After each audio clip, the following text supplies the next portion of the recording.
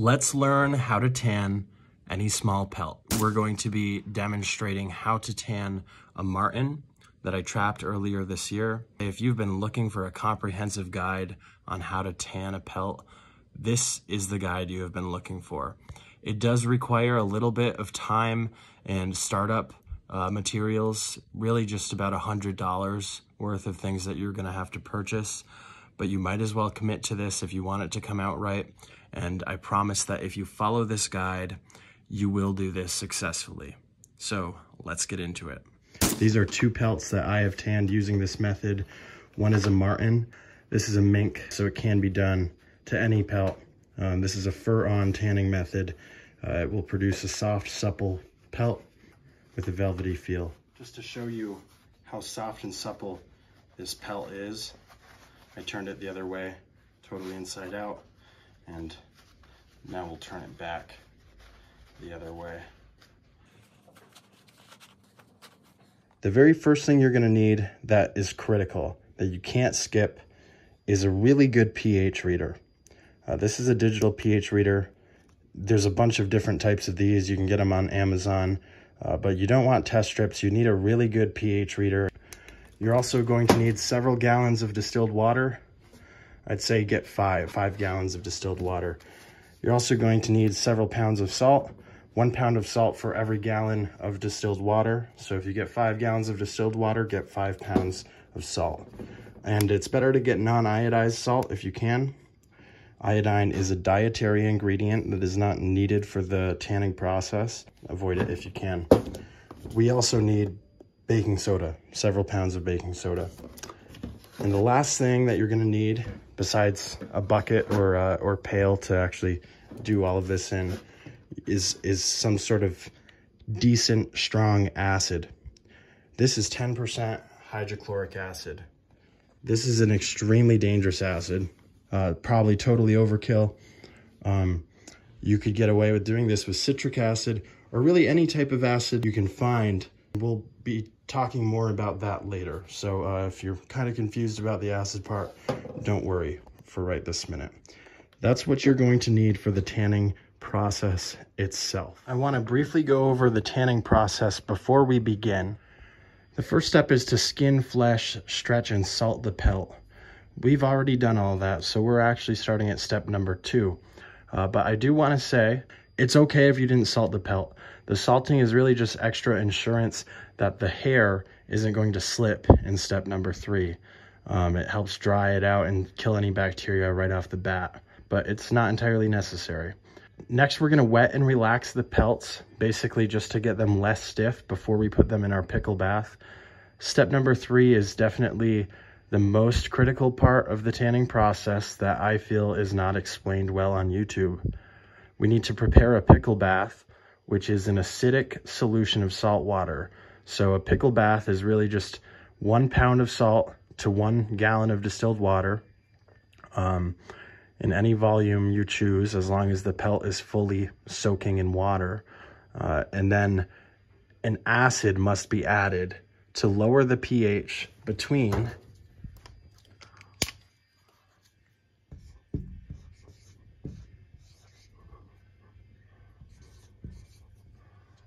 So that's the key. The pickle bath is a saltwater solution whose pH is between 1.5 and 2.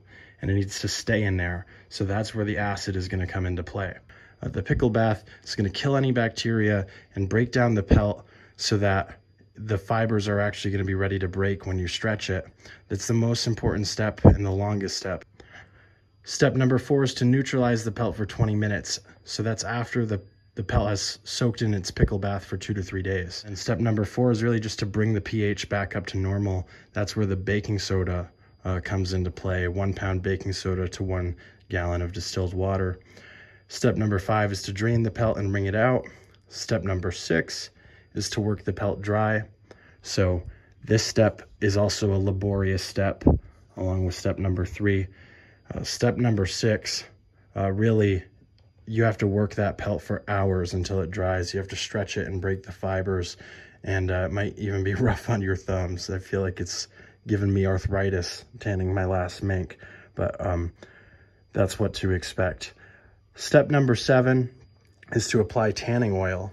I intentionally left this new tan product out of the required ingredients list because I don't feel it's entirely necessary.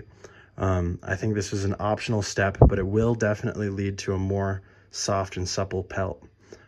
So if you're going to use it for a wall hanger, you may not need to apply tanning oil, but if you're trying to make a pillow or blanket or a piece of clothing, I would definitely get some new tan and do step number 7. All right, so here's step number 2. All that we're gonna do is put our marten pelts here in the sink and use cold water and plug on there. We're gonna get them wet and soak them to relax them so they fit in our bucket good. So I've got those weighed down just so that they're all fully submerged in the water, and we're just gonna let that sit for about 20 minutes. And I'll put in some Dawn dish soap, scrub them a little to get any grease or stuff out of the fur that's dirty, and then we'll rinse them and they should be relaxed. You see now these pelts have been relaxed. They're all supple and pliable. We're just gonna rinse them off because I did use a little dish soap, and then add them to the pickle bath. Okay, now we're going to prepare the pickle bath. The pickle bath is a saltwater solution. You're going to use 1 pound of salt to 1 gallon of distilled water.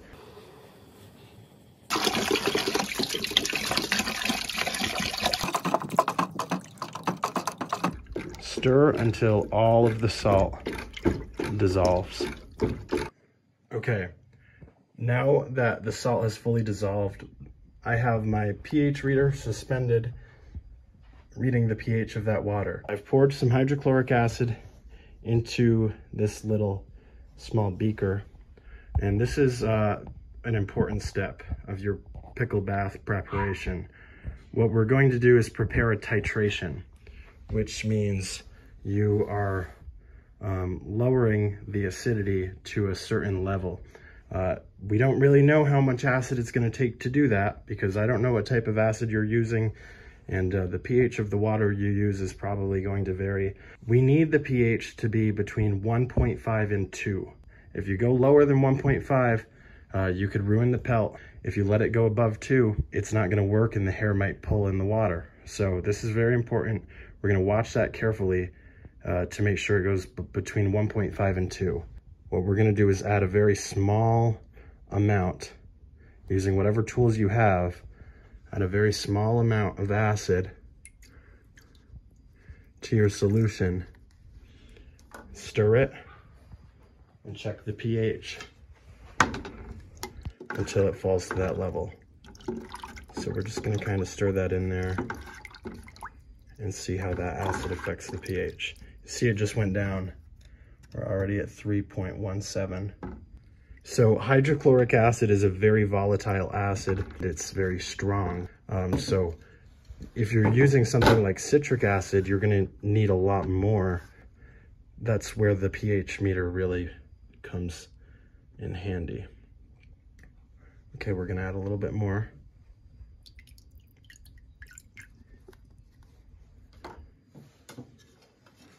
The nice thing about hydrochloric acid is it only takes a little bit to lower the pH and drops it right down. It's a very strong acid. If you do choose hydrochloric acid, get a diluted version like this. This is only 10%. So this is the titration. It's the process of lowering the pH to a desired level simply by constantly checking with the pH meter.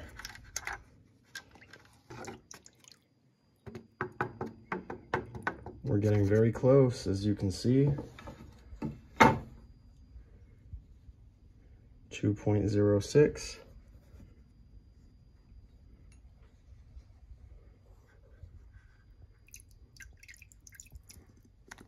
And that will probably do it, guys.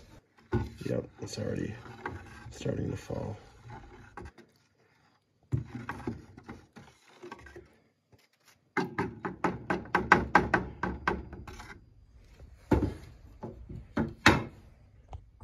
Bam. The pH is 1.89. That is our pickle bath. We're going to check the pH one more time after the pelts have been in there for a few hours, because the pelts will absorb some of the acid. The other thing is the acid will evaporate quicker than the water. So I have one of these. This is just a stretch lid.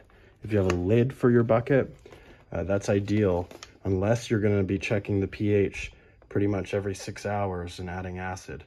I one time had bobcat pelts I was tanning, and I wasn't checking the pH in the pickle bath, and somehow it went up to 6. So either all that acid evaporated or got used up by the pelts, and the hair started pulling, and it was a really unfortunate thing, because the bobcat is it was my first bobcat. It was something I really wanted to get right. So you really can't skimp out. You need a good pH reader. So here are my 3 martins. You do not want to get that pickle solution on your hands. So carefully place them in there, and then you want it entirely submerged. So we're gonna go grab that stirring stick to push them and hold them down. Okay, we've got them held down kind of like that. Now we're gonna check the pH again. You see, the addition of those pelts brought the pH up just a little bit. So I'm probably gonna add a little bit more acid just to lower it more towards 1.7. But this is the pickle bath. Now you're gonna wanna let it soak in here again for at least 24 hours for these small pelts. But the longer the better. And really you could leave a pelt in a pickle bath for up to 5 months if you wanted, so long as that pH stays correct. So this is where you have time to be patient. Patience is required, and just whatever you do, make sure that pH stays below 2. We'll get back to you when the pelts have pickled. It is time to prepare our neutralizing bath solution. It's simple. It's just 1 pound of baking soda to 1 gallon of water. So I think we're just gonna do a well, we'll do 2 pounds. We're already above 1. There. It doesn't have to be exact.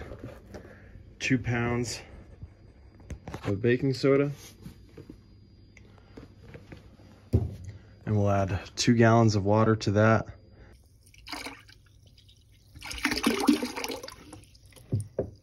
And there we go. Of course, you're gonna wanna stir it until the baking soda has dissolved. So as you take your pelt out of your pickle bath, if you're in a situation like me, where you actually have 3 pelts going, be smart about this, because the second you take it out of that pickle bath, you are committed. You are now, you know, fully in the process of having to work that pelt dry. And if you take all 3 out, you're gonna have a mess of work ahead of you. So I'm really only gonna take one of the martin pelts out. I'm gonna leave the other 2, check the pH, and put my my little lid back on and keep those going so that I can do them when I want. And to neutralize it, you just put the pelt in the neutralization solution, stir it around a bit, and now we'll allow that to sit in there for no longer than 20 minutes. And the pelt will be neutralized. You can already see that pelt starting to change.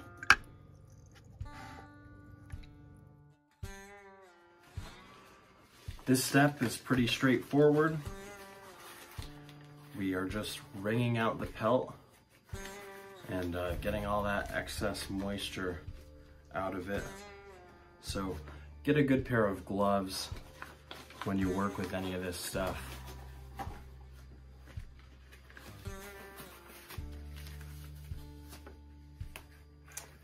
This is Neutralize for 20 minutes.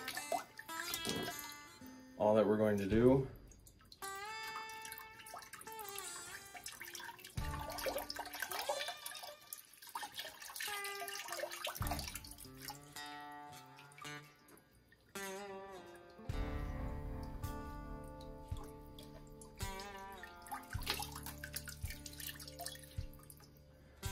just kind of wring out the pelt. You don't want to be aggressive with this, you know, you just want to push that extra moisture out. You're not going to twist or anything like that.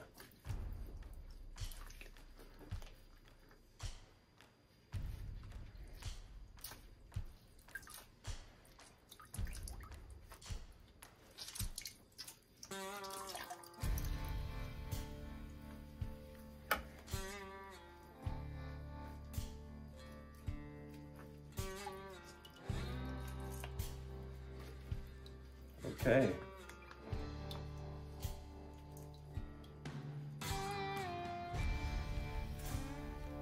Now, before we work it dry, we're gonna hang the pelt and kind of let it start to dry.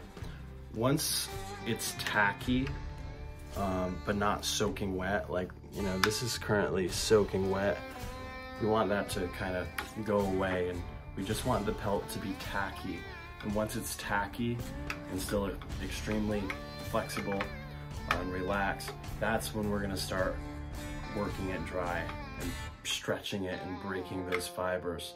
And that's gonna be the most critical success, and the most critical step in achieving success at this point.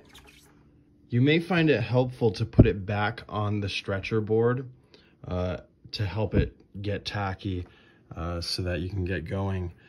And as you do that, you will likely find that a lot of the parts that were tricky to flesh peel off a little bit easier.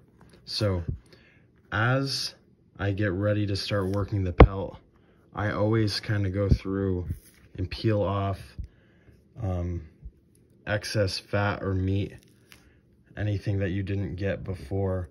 It's going to be a lot easier now to pull off, especially up by the head, the armpits, that sort of thing. So see, there's a good chunk of meat right there, and it's going to require 2 hands for me to do this properly. I wish I had a camera person, but I'm going to put down the camera and get going on peeling some of that stuff off before I start stretching out this pelt and working it to break the fibers. So you can start to see that there's really a whole membrane that's going to be left on the pelt that you should tear off as you go here. See, that's what you want to do. You may find that if you didn't flesh your pelt enough prior to putting it in the pickle bath, that you have a lot of work to do as you're pulling out all of these fibers or pulling off these layers of skin. And as you start to pull it and work it dry, it might remain stiff. And if that's the case, that means that you have to just finish fleshing it and put it back in the pickle bath and basically just repeat the steps we just performed. Because if there's too much meat, if there's too much tissue on that hide, fat or meat or whatever, then the acid isn't going to soak into the underlayer of the skin like it needs to. As it's starting to get tacky dry, if you take one section of the pelt and pull it in every different direction, you can actually feel and see the fibers begin to break. And sometimes you can hear them.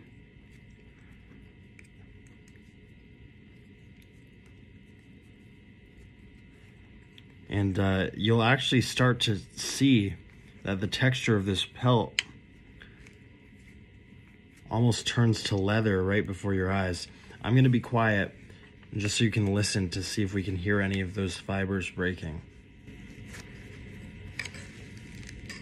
There.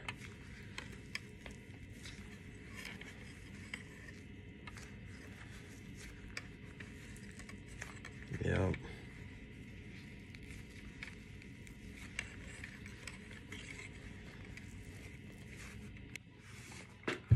Okay, we're making really good progress, guys. This is where it really gets tangible.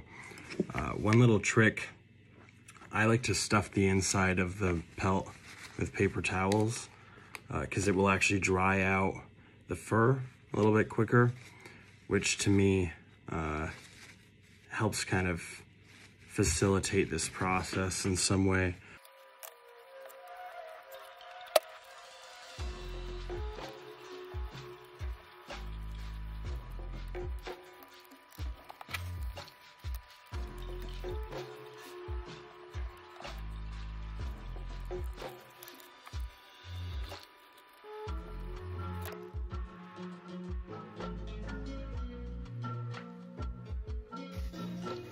This is really coming along.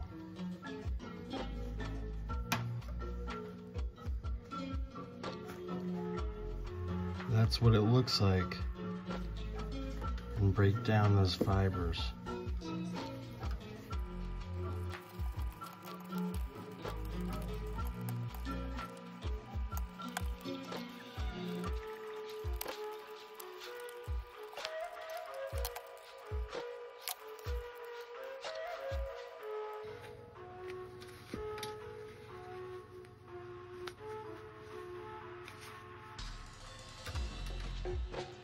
Okay guys, we are getting pretty dang close to the point where we're gonna want to add that new tan.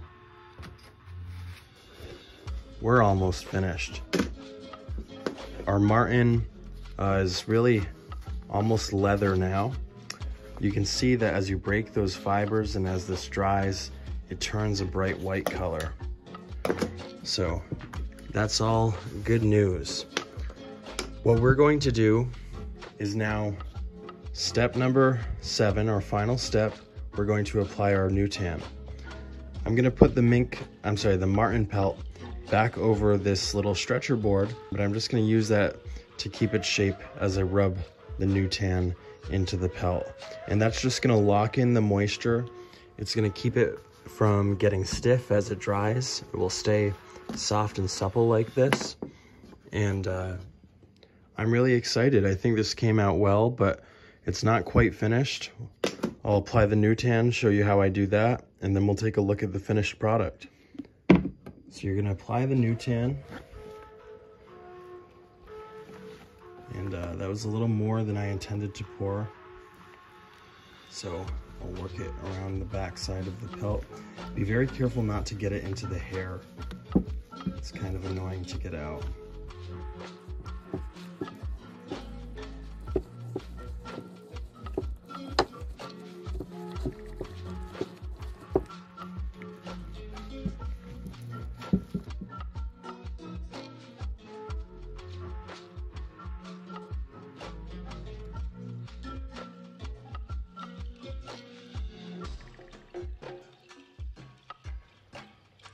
There is our pelt with the new tan applied. We're just gonna give it a few hours to dry and we'll check it out. So this is the finished product.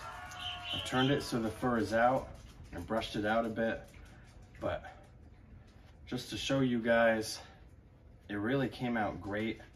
It's soft, supple. So I hope you found this video helpful. I'll put links in the description for where I bought some of the ingredients and some alternatives to hydrochloric acid for your pickling bath.